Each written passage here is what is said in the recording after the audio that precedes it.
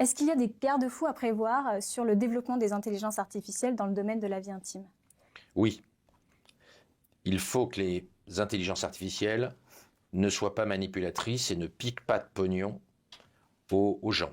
On a pu Que ce voir, soit pas le Brad Pitt, le on faux a Brad pu Pitt. voir, alors c'était pas une intelligence artificielle, mais c'était des images faites par intelligence artificielle. On a pu voir que des gens filaient plein de pognon à ce qu'ils pensaient être leur héros, qui en réalité n'étaient que des fausses vidéos et des fausses photos faites par intelligence artificielle, ce qu'on appelle les deepfakes. Donc ça doit être interdit. C'est très cruel, c'est horrible, c'est très manipulateur.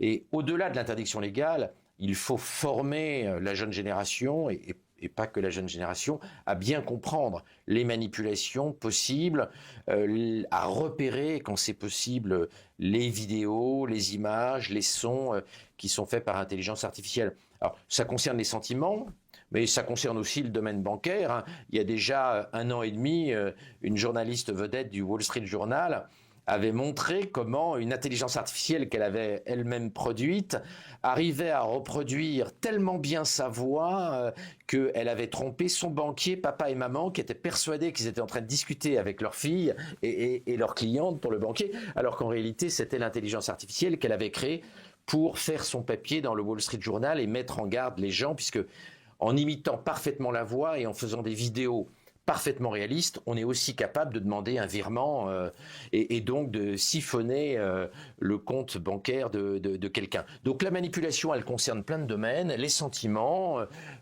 mais aussi la vie sociale et la vie financière. Et principalement par les deepfakes.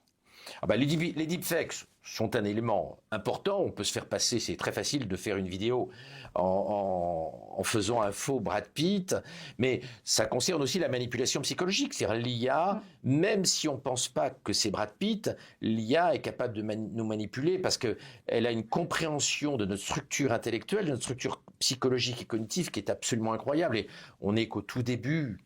Dans 5 à 10 ans, la capacité de manipulation de l'intelligence artificielle sera absolument incroyable. Je ne sais pas très bien quels sont les mécanismes qu'il faut envisager pour protéger les gens contre cette manipulation qui pourrait d'ailleurs embrigader les gens dans des sectes. Il pourrait y avoir des gourous se servant de l'IA pour manipuler des gens et leur piquer leur pognon, pas seulement leur piquer le pognon, aussi les emmener dans des croisades politiques, les pousser à faire des attentats, etc. On peut imaginer plein de scénarios dystopiques horribles. Sur des leviers de sentiments, d'amour. De sentiments, d'amour et de compréhension psychologique. Énormément de gens qui sont malheureux, qui sont fragiles. En plus, il va y avoir une dépendance parce qu'il est probable que l'intelligence artificielle va rendre les gens déprimés moins déprimés en comprenant les ressorts de leur dépression, en leur donnant des raisons de vivre, ce qui pourrait conduire les gens fragiles à être ultra manipulables. Donc pour vous, une des solutions, ce serait la sensibilisation, l'éducation sur ces nouvelles et puis la justice. La manipulation par des gourous de l'intelligence artificielle doit être sanctionnée de façon très forte. Et donc la justice doit très vite se mettre au pas et comprendre les dangers qui arrivent avec l'intelligence artificielle.